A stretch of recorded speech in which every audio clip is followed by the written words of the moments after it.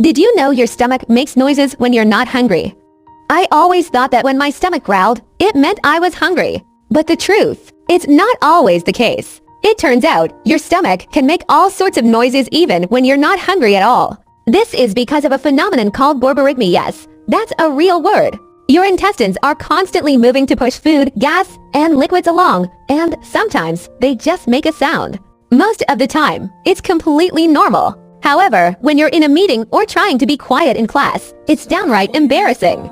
I've been in situations where I was trying to talk to a colleague and my stomach sounded like it was announcing the apocalypse. To make matters worse, the more you think about it, the louder it seems to get. So the next time you hear your stomach grumble, don't assume it's just hunger. It could be your body doing its thing.